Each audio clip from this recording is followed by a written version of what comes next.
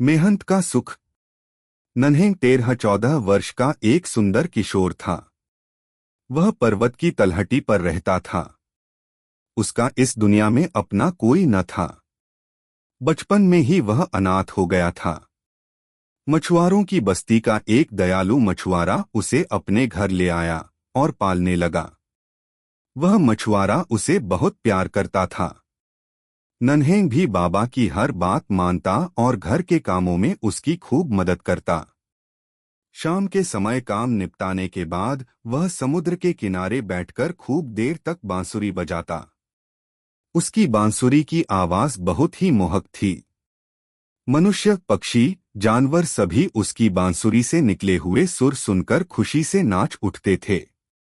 एक दिन समुद्र के देवता ने स्वर्ग के देवताओं को भोज पर निमंत्रित किया। संयोग से उसी समय नन्हें भी समुद्र तट पर पहुंच गया।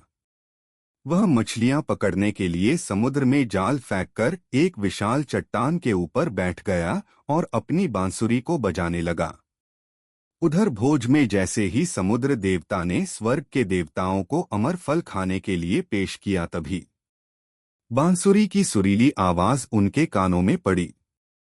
समुद्र देवता तथा भोज में शामिल तमाम मेहमान मधुर संगीत सुनकर इतने सम्मोहित हो गए कि अमर फल को खाना तक भूल गए। समुद्र देवता संगीत का प्रेमी था। उसकी इच्छा हुई कि वह बांसुरी वादक को बुलाकर अपने बेटे को बांसुरी बजाना सिखवाए। जिधर से संगीत की आवाज आ रही थी, वह उसी दिशा की ओर चल पड़ा। अंत में वह बांसुरी वादक के पास पहुंचा। समुद्र देवता ने नन्हें से आग्रह किया कि वह उसके बेटे को भी बांसुरी बजाना सिखाए। बांसुरी वादक नन्हें समुद्र देवता के बेटे को बांसुरी सिखाने के लिए राजी हो गया। उसने समुद्र में पड़ा जाल समेटा और बांसुरी लेकर समुद्र देवता के साथ उसके राजमहल की ओर चल पड़ा। समुद्र महल पहुंचकर नन्हें ने समुद्र देवता के पुत्र को बांसुरी बजाना सिखाना शुरू किया। नन्हें को समुद्र महल में रहते अभी ज्यादा दिन नहीं हुए थे, पर उसको अपनी जन्मभूमि की याद इस कदर सताने लगी कि उसे एक दिन एक साल के बराबर मालूम पड़ने लगा। करीब 2 साल बाद समुद्र देवता के बेटे ने खूब अच्छी तरह बांसुरी बजाना सीख लिया। एक दिन नन्हें ने समुद्र देवता से अपने घर लौटने की अनुमति चाही। नन्हें से समुद्र देवता बहुत ही खुश था, इसलिए उसने नन्हें को कीमती उपहार देकर विदा करना चाहा।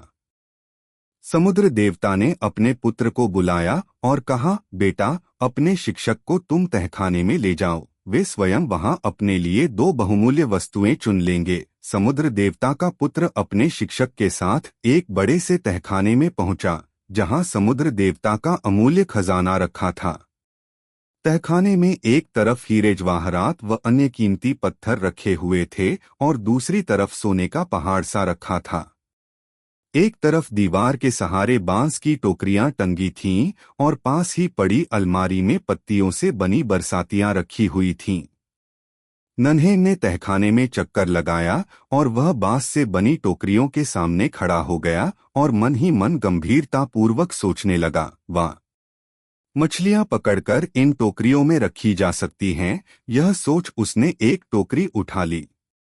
उसने फिर तहखाने का चक्कर लगाया और बरसातियों से भरी अलमारी के सामने जाकर सोचने लगा, मछलियां पकड़ने के समय अगर वर्षा हो जाया करेगी तो यह बरसाती मेरे बड़े काम आएगी। इसलिए उसने अलमारी से एक बरसाती निकाल ली।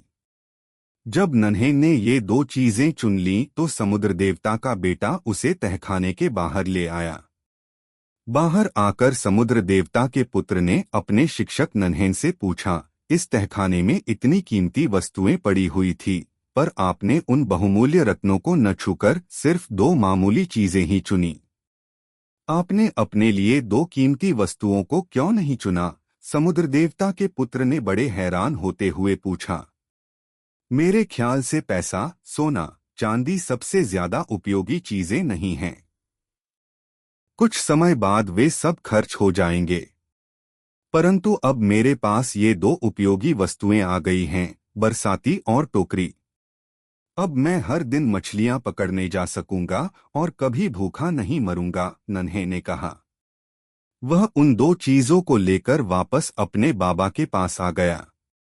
बाबा नन्हे को देखकर बहुत खुश हुआ।